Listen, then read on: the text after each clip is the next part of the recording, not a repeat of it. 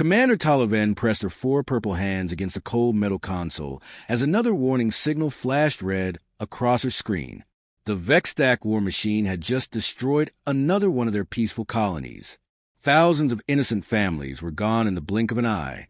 Her large dark eyes filled with tears as she watched the destruction through long-range sensors. The Keth-Mori people had never hurt anyone. They were telepaths who could feel each other's emotions, making them naturally peaceful. War was something they barely understood, let alone knew how to fight. "How many ships do we have left?" she asked her aide, though she already dreaded the answer. 17 exploration vessels and 3 cargo haulers, came the reply. The Vexstack destroyed our defense fleet 2 weeks ago. Taliban closed her eyes and tried to reach out with her telepathic abilities to her people across the galaxy.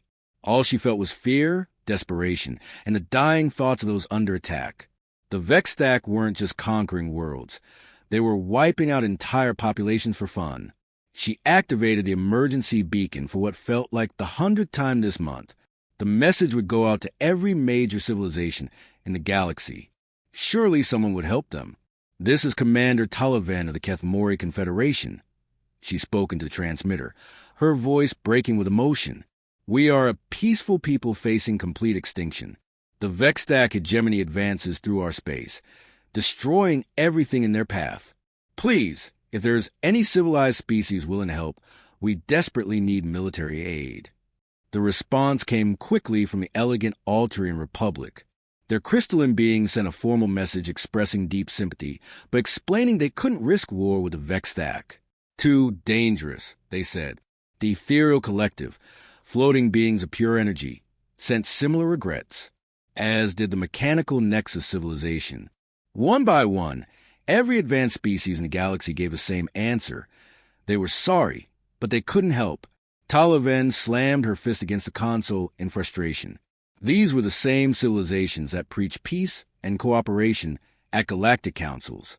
Now, when a truly peaceful species needed help, they all turned their backs.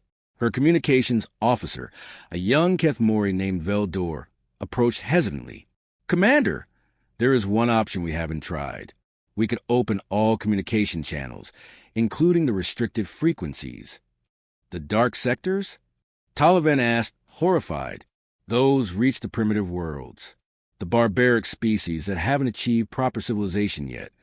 With respect, Commander, the civilized galaxy has abandoned us.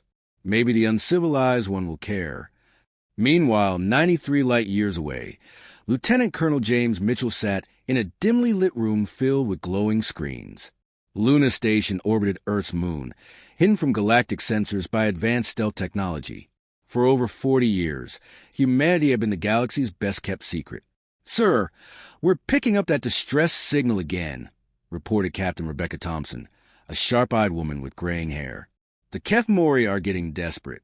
They just opened all frequencies, including ours."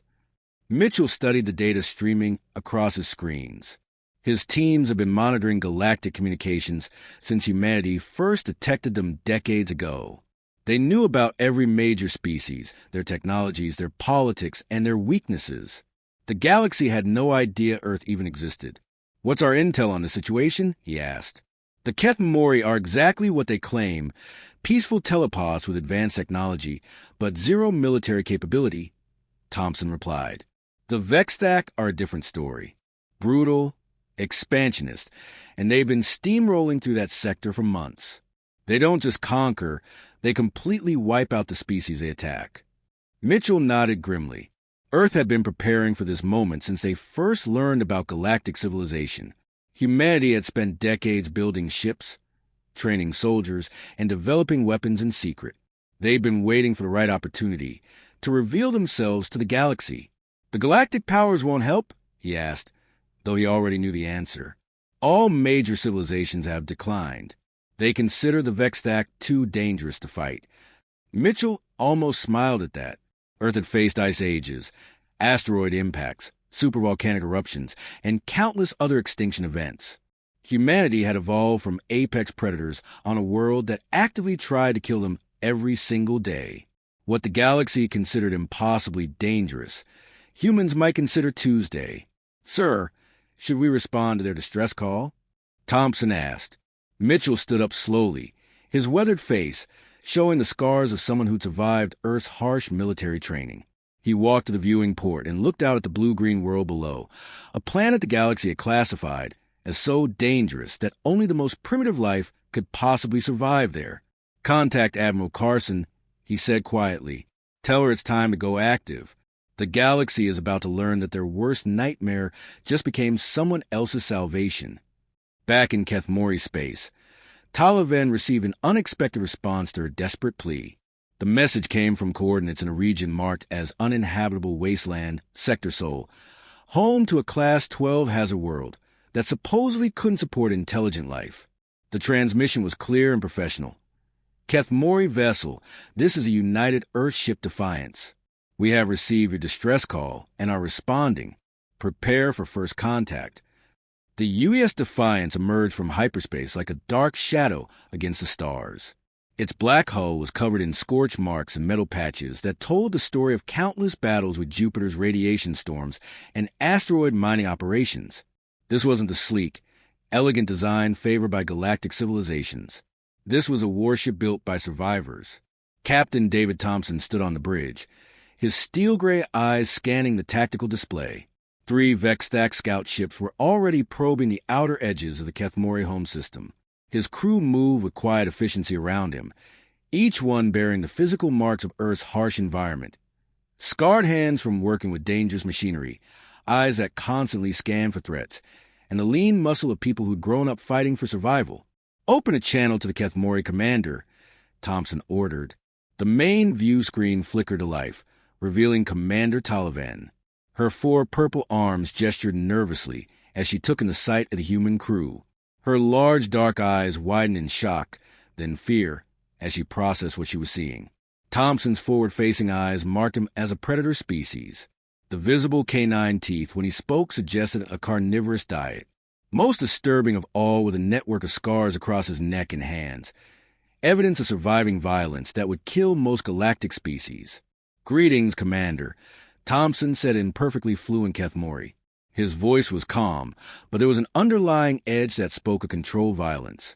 I'm Captain David Thompson of a United Earthship Defiance. We received your distress call. Talaven's translator struggled for a moment before she could respond. You speak our language? But our record shows Sol, 3 as an uninhabitable death world. How did you achieve space travel? Lieutenant Colonel Patricia Vance stepped forward from her position at the science station. Her auburn hair was pulled back in a military style that revealed the strong bone structure of someone whose ancestors had survived Earth's ice ages. Small scars around her eyes showed she'd spent years working with dangerous chemicals and volatile technology. We've been listening to galactic communications for 47 years, she explained matter-of-factly.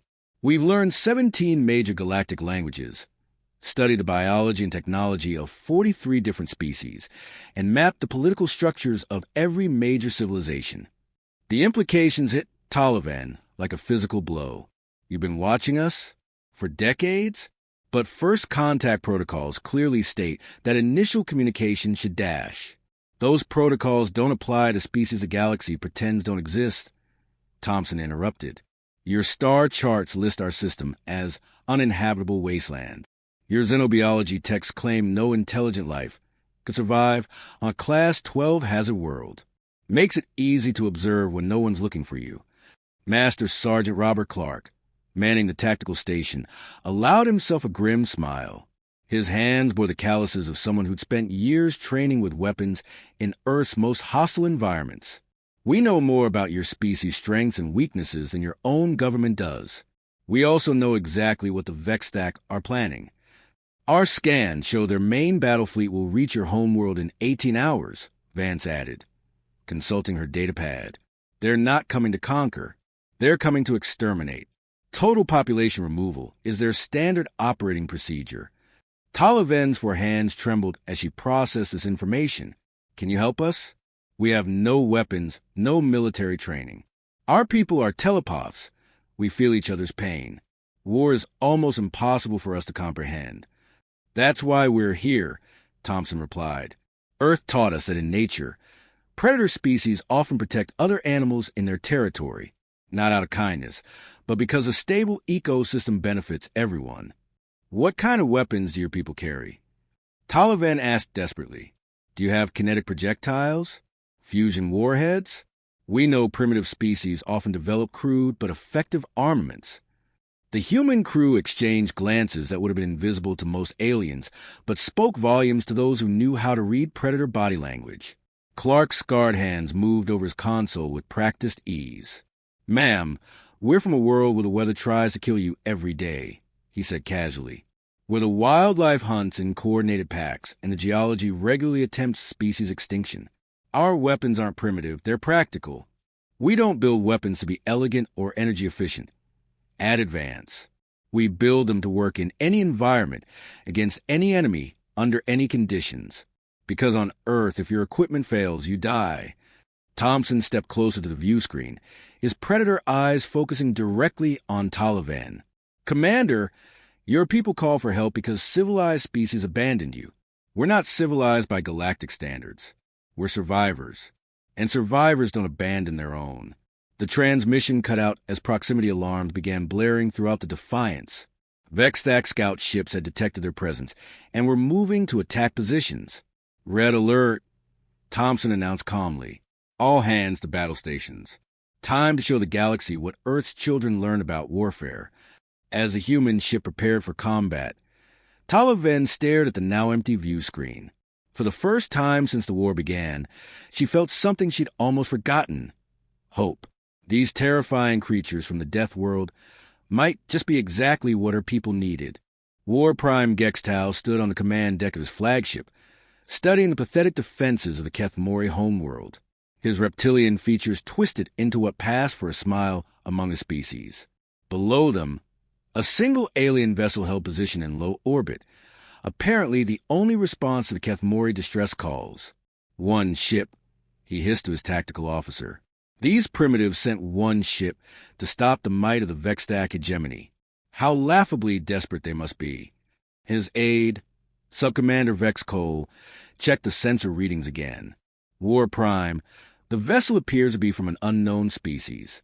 Our databases show no record of their technology or design. Irrelevant, Gextal snarled. Launch the first wave. I want this world broken and burning within 6 rotations. The massive Vexstack landing ships descended through the planet's atmosphere like falling meteors. Each one carried 500 shock troops equipped with the finest weapons hegemony could produce. They had conquered 43 worlds using this exact same strategy. Today would be no different. But something was wrong from the moment the first pods touched ground. Command! This is Landing Group Alpha, came the panicked voice of Ground Commander Thexval. We have a problem. The atmospheric readings are showing toxic levels of oxygen and nitrogen. The air itself is burning our lung tissue. Down on the surface, Sergeant Major Thomas Anderson breathed deeply of the Kethmori homeworld's atmosphere and grinned. The local air was actually thinner than Earth's, with lower oxygen content. To someone raised in Earth's oxygen-rich environment, it felt refreshing. Marines, he spoke into his communication device, his voice carrying the calm confidence of someone completely at home in hostile conditions. Welcome to paradise. Gravity is about 3/4 Earth normal, atmosphere is clean, and the local wildlife couldn't hurt a butterfly. Around him, his team of 12 human soldiers moved with practiced ease through terrain that had the Vexstack stumbling in full environmental suits. Private Jennifer Clark crouched behind a crystalline formation, watching enemy troops through her scope. Sergeant, they can't even see properly through those faceplate, she whispered. Their environmental suits are so bulky they're tripping over rocks a child could step over. Anderson nodded, studying the tactical situation. The Kethmori had marked this entire region as uninhabitable due to electromagnetic storms and corrosive atmospheric conditions. To the humans, it was just weather. They'd been living comfortably in these same conditions for 3 days, learning the terrain and preparing their response. Remember your training, Anderson told his team. We're not soldiers today. We're hunters. The first Vexstack patrol consisted of 20 heavily armed warriors in powered armor. They move in a tight formation to what their sensors told them was a dead zone. No signs of enemy activity. No thermal signatures. Nothing but empty wasteland. They never saw the attack coming. Human soldiers emerged from positions that should have been impossible to occupy. They had been hiding in electromagnetic fields that would scramble any other species' nervous system.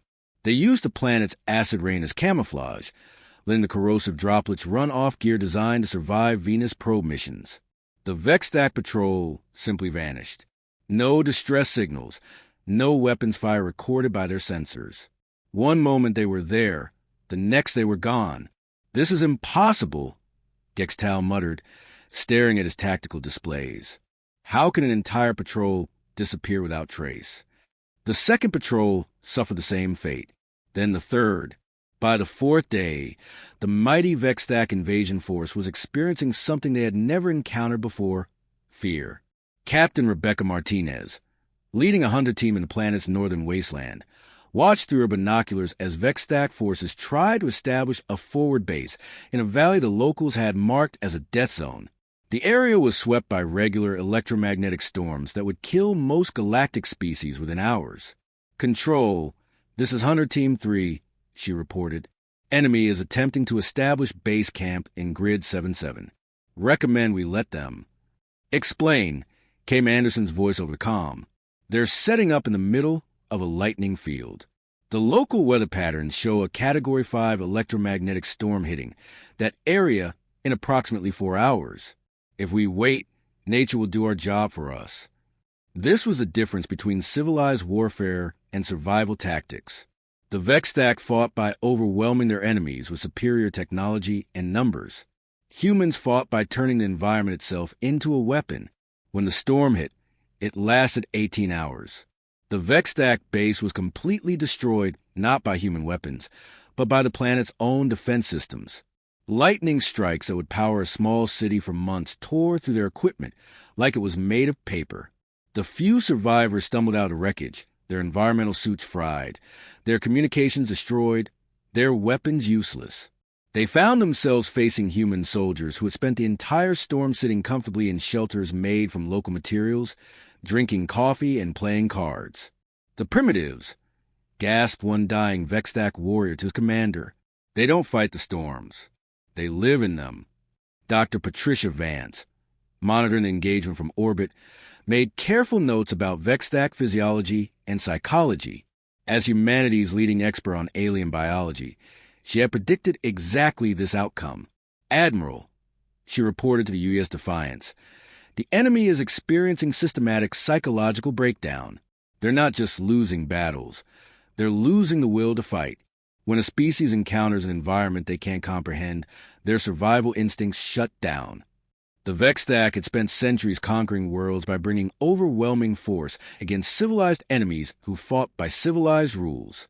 Now they faced opponents who didn't follow any rules except survival, who treated warfare like ecosystem management, and who had learned their tactics from predators that had survived 5 mass extinction events.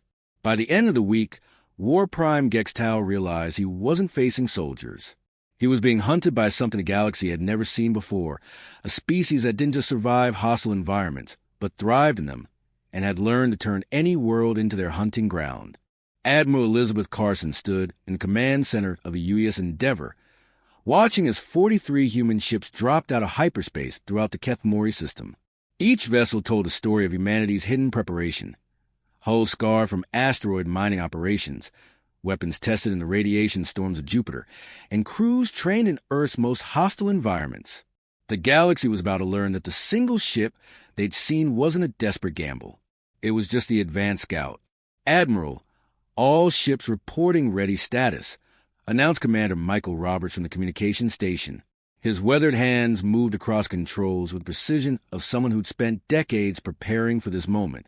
"Fleet deployment is complete." Carson nodded, studying the massive tactical display that showed the entire star system. Red dots marked 86 Vexstack capital ships, arranged in the standard formation that had crushed dozens of civilizations. Blue dots showed the human fleet, scattered seemingly at random throughout the system in positions that defied every known rule of space warfare. "Release the hunter-killer pods," she ordered quietly. Throughout the system, small craft detached from their parent ships like seeds scattered by the wind. These weren't the massive vessels preferred by galactic civilizations. They were built by a species that had learned warfare from wolves, sharks, and other pack hunters. Size meant nothing. Speed, coordination, and intelligence were everything. War Prime Gextal, commander of the Vextac First Fleet, watched the deployment with growing confusion from his flagship's bridge. His tactical officers struggled to make sense of what they were seeing. "The primitive ships are scattering in random directions," reported his weapons officer. "Their formation makes no strategic sense. They're positioning themselves inside asteroid fields near stellar radiation sources, even in the gravity wells of gas giants." "Cowards," Gextal snarled. "They're hiding like frightened prey animals." But his sensor officer was frowning at his displays. "War Prime, I'm having difficulty maintaining targeting locks on the human vessels. Their hulls seem to be absorbing our scanner beams, and their movement patterns are unpredictable." Light years away from the main battle, Dr. Patricia Vance monitored the engagement from the research vessel Prometheus. As humanity's lead xenotechnologist, she had spent 20 years developing the tools that were now being unleashed. Her gray-streaked hair was pulled back as she watched data streams that would have been incomprehensible to any other species. "The Vextac are learning what Earth taught us the hard way," she reported to Admiral Carson over secure communication. "In nature, success isn't about being the biggest predator. It's about being the smartest one." The human vessels move through space like a pack of wolves stalking prey. They use gravitational lenses to bend sensor beams away from their hulls. They hid in electromagnetic storms that would cripple other ships, but merely energize their adaptive shielding. Most devastatingly, they deployed weapons that turned the very physics of space against their enemies. Captain Jennifer Clark, commanding the hunter-killer pod Wolverine, smiled grimly as she watched Vextac ships struggle to target her vessel. Her pod was built from salvaged asteroid metal and powered by a reactor that had been tested in the heart of solar flares. To her, space combat was just another hostile environment to master. "Wolf Pack Leader to all units," she transmitted on the tactical frequency. "Prey is scattered and confused. Begin coordinated strike pattern Delta." The Vextac had never faced an enemy like this. Their massive ships were designed to overwhelm through superior firepower and numbers. They expected enemies to meet them in traditional formation, trading shots until one side was destroyed. Instead, they found themselves being hunted by predators who struck from unexpected angles and disappeared before return fire could be coordinated. Human ships emerged from behind asteroids like sharks from deep water. They used the radiation from dying stars to mask their approach. They even hid in the shadow of planets, letting orbital mechanics carry them into perfect attack positions. "This is impossible." Gextal roared as another of his capital ships exploded under concentrated fire from 6 different directions. "They're using our own physics against us." Commander Roberts, monitoring the battle from the Endeavor, allowed himself a satisfied nod. "Admiral, enemy fleet cohesion is breaking down. They're trying to regroup, but our adaptive jamming is preventing coordinated communication." Carson studied the tactical display as red dots began disappearing one by one. The Vextac ships, built for overwhelming frontal assault, were being systematically dismantled by an enemy that refused to fight fair. "Dr. Vance, deploy the viral warfare packages," she ordered. Throughout the battle zone, microscopic machines began infiltrating Vextac computer systems. These weren't crude malware programs. They were adaptive viruses designed by a species that had learned biological warfare from Earth's own ecosystem. Within minutes, Vextac ships found their own systems turning against them. The battle was over in 6 hours, but the humans didn't celebrate victory. Instead, they began something that chilled every species monitoring the engagement. They started hunting down every Vextac outpost, supply line, and command structure with methodical efficiency. "Admiral," reported Roberts, "long-range sensors show Vextac installations throughout the sector. Military bases, weapons factories, even civilian government centers. Begin systematic elimination protocols," Carson replied without hesitation. "This threat ends today. Permanently." The galaxy watched in growing horror as humanity demonstrated that they hadn't just come to win a battle. They had come to solve a problem. And their solution was to ensure the Vextac could never threaten anyone again. 3 months after battle, Commander Taliban walked through what used to be the Vextac capital city. The transformation was both impressive and terrifying. Human engineers moved with mechanical precision, dismantling weapons factories piece by piece. Every component was cataloged, analyzed, and either recycled or destroyed. Nothing that could be used to build weapons was left intact. The efficiency was what scared her most. This wasn't the chaotic destruction of war. It was surgical, methodical, and absolute. Humanity wasn't just ending the Vextac threat. They were making sure it could never exist again. General William Hayes approached, his boots crunching on the crystal gravel that had once been a monument to Vextac military might. Behind him walked Colonel Lisa Thompson, her sharp eyes constantly scanning the area for potential threats, even though the danger had ended weeks ago. "Commander Taliban," Hayes said, his voice carrying the quiet authority of someone accustomed to life and death decisions. "The final weapons depot has been neutralized. All Vextac military infrastructure in this sector has been eliminated." Taliban's forearms gestured nervously as she processed what that meant. What about the Vextac people themselves? There were billions of civilians on these worlds. The civilian population has been relocated to agricultural worlds under the supervision of local councils, Colonel Thompson explained. Their new governments are focused on food production and education. No industrial capacity that could be converted to weapons manufacturing. "You're not occupying them?" Taliban asked, confused. Hayes exchanged a glance with Thompson that spoke volumes about human thinking. "Occupation suggests temporary control," he said carefully. "We prefer the term ecosystem management. The Vextac expansion was a disease in the galactic community. We removed that disease permanently." Meanwhile, across the galaxy, emergency sessions were being held in every major government. The Altarian Republic's crystalline towers buzzed with panicked discussions. The ethereal collective's energy beings flickered with anxiety. The mechanical Nexus civilization ran probability calculations that all reached the same terrifying conclusion. Prime Minister Veltar the Altarians addressed the emergency council session, his crystalline form shimmering with stress. They didn't just defeat the Vextac. They eliminated them as a military power in 3 months. What kind of species develops this level of capability in secret? The answer came from an unexpected source. Dr. Keelix, the galaxy's leading expert on hostile world ecology, had been studying Earth's classification for decades. His presentation to the council was simple and chilling. "So, 3 is classified as a Class 12 hazard world," he explained, his tentacles trembling as he manipulated the holographic display. "Average surface temperature varies by over 60 degrees seasonally. Atmospheric oxygen levels that would burn the lungs of most species. Tectonic activity that regularly destroys entire continents.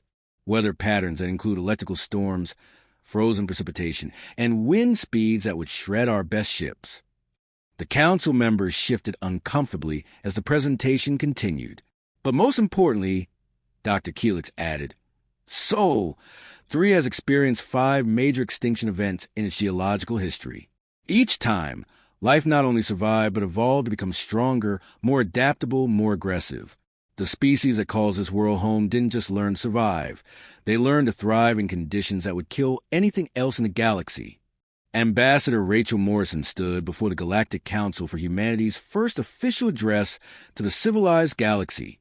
Her appearance was carefully chosen, professional but unmistakably human. Her predator eyes scanned the assembled representatives with the casual confidence of an apex species. "Honored delegates," she began, her voice carrying easily through the vast chamber. "For 47 years, humanity has observed your civilizations from afar. We've learned your languages, studied your cultures, and watched as you build a galaxy based on the principle that some species matter more than others." The council chamber fell silent. Every species present knew they had ignored the Kethmori pleas for help. "The Kethmori distress call wasn't answered by your advanced civilizations," Morrison continued. "It was answered by what you consider primitive barbarians from a death world. This should tell you something important about the difference between civilization and survival." She gestured to the holographic displays, showing human defensive positions throughout former Vextac space. "We're now offering protection to any species that requests it. The Deathworlder Compact will ensure that aggressive expansionism never again threatens peaceful civilizations. Behind her diplomatic language lay a truth that every delegate understood. Humanity hadn't answered the Kethmori plea out of charity.